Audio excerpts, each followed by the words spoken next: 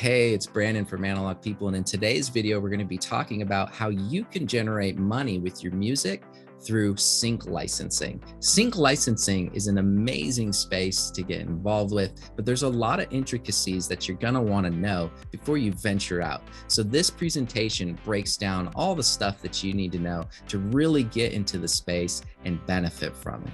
Let's dive in. All right, so how to make money with your music, sync licensing edition.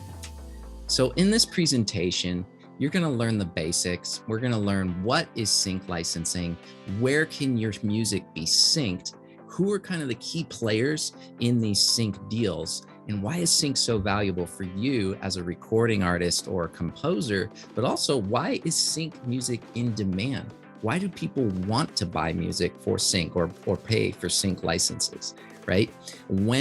At what point of your career or your production process is it okay to start pursuing sync or even starting to submit your tracks for sync opportunity?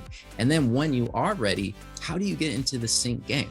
After that, we're going to touch briefly on what Analog People is and how they can help you as an artist or a composer. So what is sync licensing? Well, think about what is a license, right? A license, for driving your car is basically a permission slip. It allows you to take that vehicle and then drive it on the road. Well, if you want to drive a semi-truck on the road, you need a different type of license. So sync licensing is a type of a license. It's a type of music license, and it's granted by the copyright holder of the composition, and it allows the licensee to then take that music and sync it, synchronize it into some other media type, okay? So where is music synced? So some of the common placements are going to be visual media, such as TV shows, film and movie trailers, video games, video on demand, such as Netflix or Amazon Prime Video, as well as ads, commercials, promos. We also see a lot of stuff in the digital space, such as social media content, right? As well as business communications and even corporate events, right? Podcasts are kind of like the new radio. Back in the day, radio was massive. It was mainstream. There were so many people tuning in, and that was a huge avenue to get music out there. Well, nowadays, podcasts, there's new podcasts coming out all the time. It's growing exponentially, and there's a huge demand for music within the programming of podcasts. Okay. In addition to that, there's also live streaming, right? You've heard of people who have really high counts on their live streams, and then all of a sudden they're getting in trouble because the music they were using in the background wasn't cleared. They didn't have a proper license for it. So who are the key players in a sync deal? Well, on the front side of the deal, you have the grantor. That is the person who's basically giving permission or granting permission, right? This is typically the writers, the publishers, or their representatives. So writers meaning your co-writers, your bandmates, sometimes the composers, and as well as a music producer can sometimes get points of writer's share for their contributions to the creative work. And then you have publishers. Publishers are usually publishing companies or some type of a record label. And usually what happens is they'll be advancing the writers some type of fee or an advance. And then with whatever the writers are creating, those companies, the record labels and the music publishing companies, are now going to have a vested interest in ownership of that song or that album or whatever it is that they were advancing the funds on to create. So they're also a part of the people who decide to give permission. Then you have representatives. So representatives, again, they either represent the writers or the publishers, and typically they're going to be like business managers, talent agents, oftentimes, an attorney that's representing you. And then more like on an indie scale, you're going to see representatives like royalty-free websites, stock music websites, or even sync licensing agencies. So who are the key players in sync on the other side of the deal? It's the licensee. These are the people who are now receiving permission to use this music. Well, typically they're producers of some type of entertainment, like we mentioned earlier, TV, film, radio, video on demand, etc. And then we have producers of communication. Now, this could be news, this could be ads, promos, even internal corporate videos. Sometimes the government puts out PSAs. Well, if they're using music, they're going to need a license for that as well. Then you have their representatives. So the representatives of people who are producing entertainment or communications, typically what happens is on large scale production, especially like imagine, in a Netflix series or a TV show, what they're gonna do is they're gonna hire somebody specifically to manage the music aspects, right? So these people are typically either on payroll or they're third party, independent contracted to work on the production. And they are the representative that manages negotiating the licenses, making sure all the paperwork is square, signing the dotted line, and all that stuff. Those are typically music coordinators or music supervisors. So why is sync opportunity valuable? Well, for the licensee, now these are the people who are buying the sync license, they benefit in a lot of ways. They benefit in many different aspects, and not all of these apply at the same time. So character development is a big one, especially for film and TV. If you imagine, like, let's say Star Wars, for example, we have Darth Vader. Dun, dun, dun, dun, dun, dun, dun, dun, dun.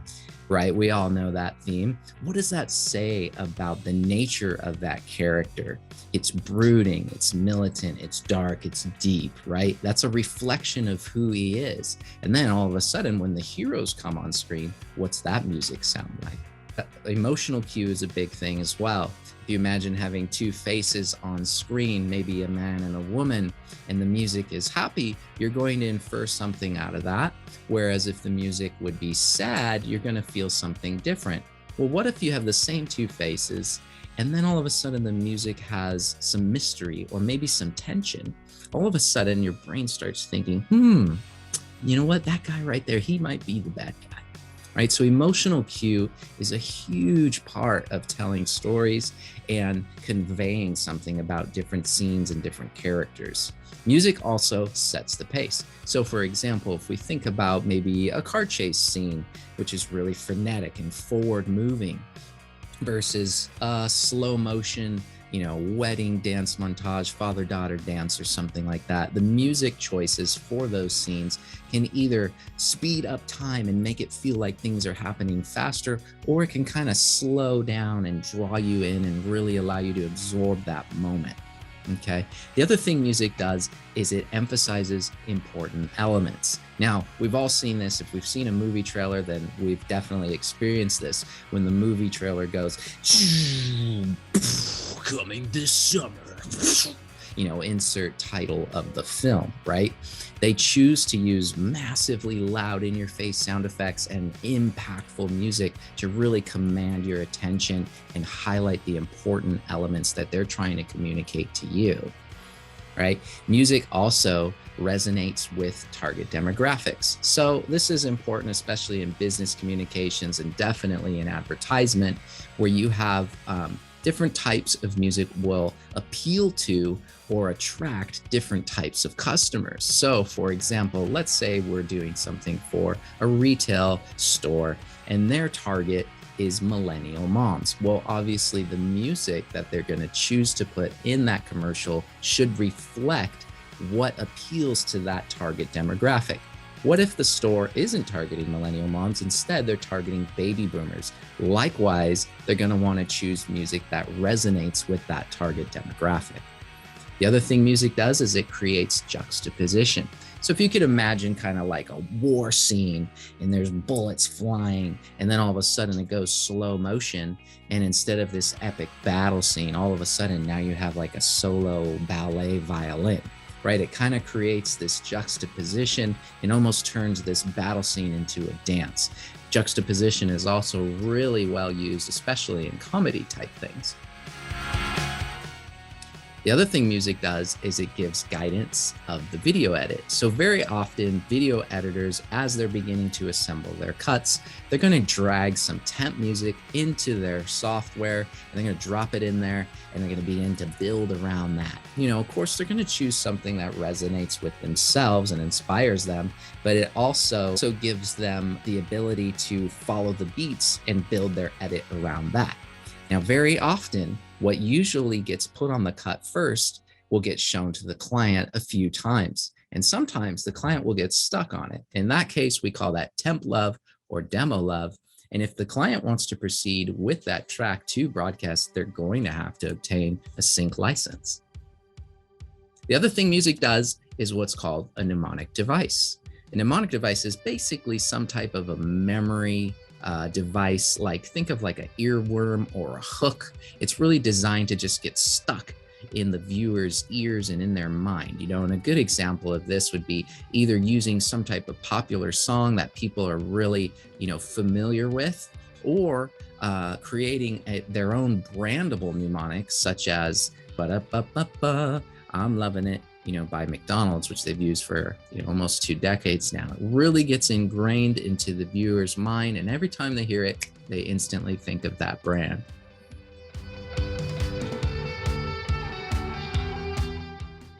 So why is sync opportunity so valuable for you as a recording artist or as a composer? You're the grantor, right? You're the one that's giving the permission. So what do you get out of this? Well, first of all, you get front end money via a sync license fee or a master use license fee. And typically those will be bundled together into one transaction just to kind of keep it easier to manage.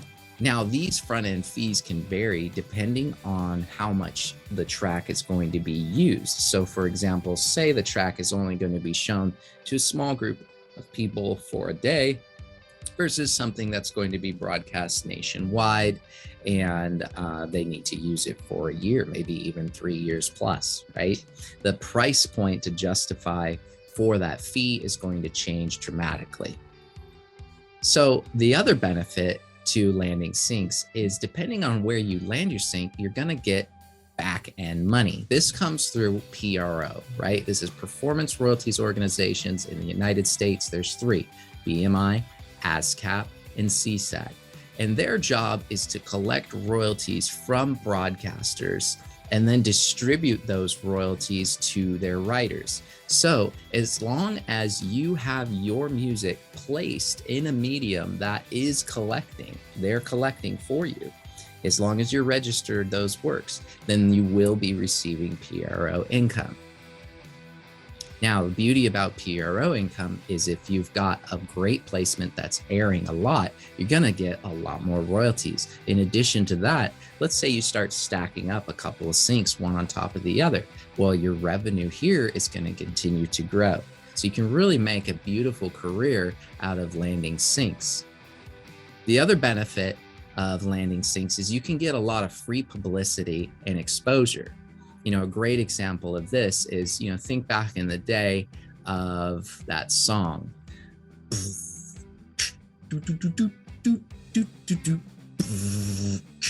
Right? AWOL Nation Sail. Y'all remember that?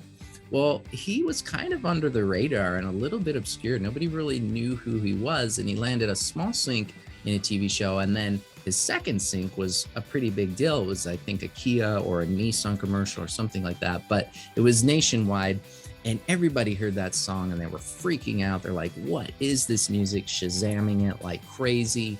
And literally it launched his career. It blew him up. The song ended up becoming a hit song. And his whole career just soared after that because of the free publicity, because of the exposure. He was able to really grow his audience quite a bit. The other thing you can get from landing syncs is industry recognition. So say you're landing a sync into a film and then the film soundtrack wins an award. Well, guess what? You get to put that on your resume. Oftentimes creatives, directors and people producing films and also ads are submitting their music into film festivals and creative awards, associations to try to get, credibility points And when they do win, you're able to add that to your resume as well, because your music is a part of that production. When to pursue sync. So questions to ask yourself is, are you in pre-production? Are you in production? Are you done with your production? At what stage is your song? Are you, recording voice memos and you kind of got your verse and your chorus ironed out, but you haven't quite dialed in the bridge yet?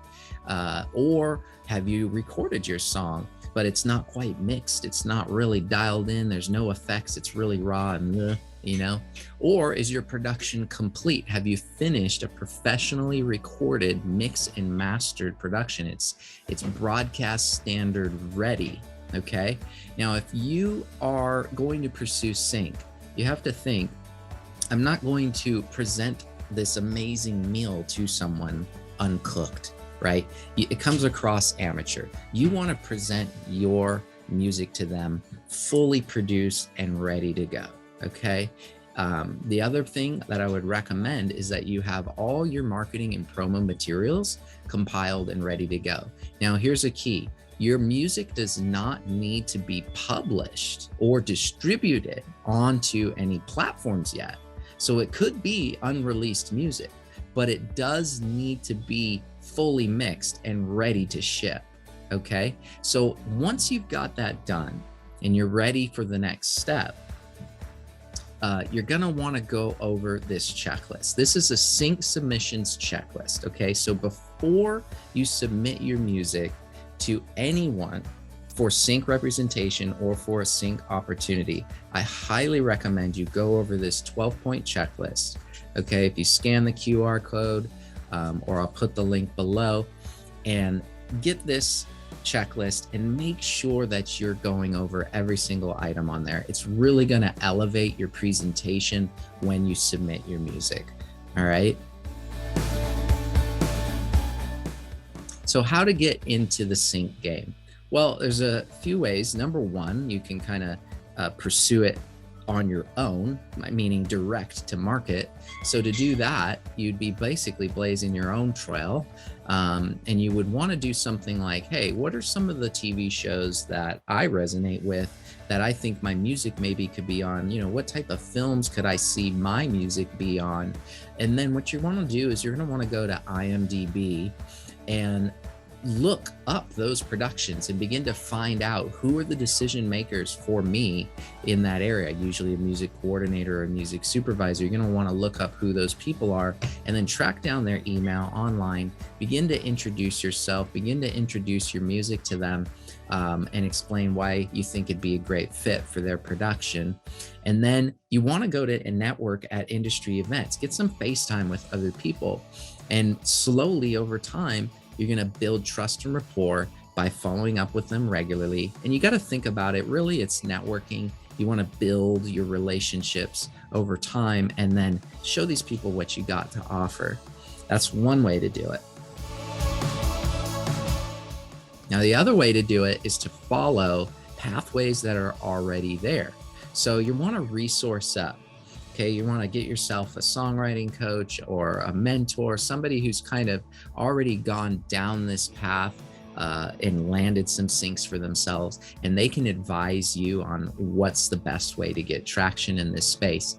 The other thing is you want to start kind of making a list of what are some of the companies that you can submit your music to for sync licensing opportunity. Now, the benefit here is that when you begin to reach out to these people and you get accepted or get signed to for representation, you're going to now leverage their established networks, right? They've already put the hard work in building these relationships and building trust and rapport over time. And so you really get to put that to work for you instead of having to build it and, create it for yourself. You get to benefit directly from that, which is typically a lot quicker. The other cool thing about that is if they're doing the hustling and you don't have to, well, that frees up your time to do more creation of music. And guess what? If you're creating more music, that means you have more music that can be synced. And if you land more syncs, then you make more money. So what is Analog People? Well, Analog People is a couple things. They both revolve around sync music licensing, but first and foremost, Analog People is a music licensing platform that services people who are looking for music to sync into their media. Okay, so we put on the platform emerging artists all the way up to Emmy-winning composers, and they're on the catalog there, and users are able to then come to the site, filter through different moods, different, there's literally hundreds of ways that they can slice through and find the different tracks that they're looking for. And then ultimately, once they find something that they like or works for their cut or their edit, they can obtain a license literally within just a few clicks. And it's a huge benefit to artists because what it is it's a hub that is connecting the people who are looking for sync music and the artists who are looking for people to sync their music. So this is kind of the hub where things come together. The other thing that Analog People does is it's a custom music production company. So we also write and produce original soundtracks and songs, and we also will do specialized custom licensing solutions depending on what the client's needs are. So sometimes we'll do blanket licensing, sometimes we do multiple licensing under one fee, depending on what is going on for the client's needs. But think of, say somebody isn't finding what they're looking for on the platform, they're going to come to us and they're going to ask, hey, could you create something like this? This is what we're looking for that's really specific. Maybe it's a lyrical thing, maybe it's a genre, maybe it's some type of specific instrumentation, or maybe they have an actual cut that they need to have scored, right? So those clients are coming to us and they're looking for more of a custom type solution. And in that case, what we do is we work with the in-house producers and then work with the roster of talent, and we'll find and team up and put together ideas to then present to the client for that particular sync opportunity. Now, the cool thing about custom music is very often custom music can have a bigger budget than just licensing something off the shelf. You have to think about, well, if I go buy the car off the lot versus I buy the car and then I get it all pimped out with the rims and the interior and the wrap and the tint and everything. Well, obviously there's more work involved with that, so the price point is substantially higher. So those are the two ways that an artist or composer can really benefit from what is going on at Analog People. You can either take your pre-composed stuff that you already have released and you can get it into the platform and begin to get considered for sync opportunity that way. Also, then if we need to create something from scratch for a particular client, you can be in the database for that, and we can turn to you and collaborate and create something excellent for them as well.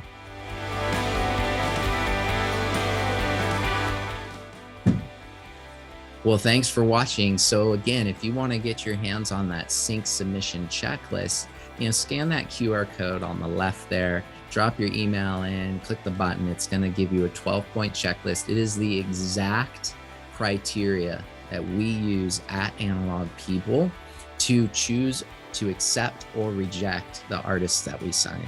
So it really behooves you, get your hands on that thing, make sure that you're following that, and feel free to reach out to us once you've gone through that checklist. We're constantly looking for new music, new talent to represent.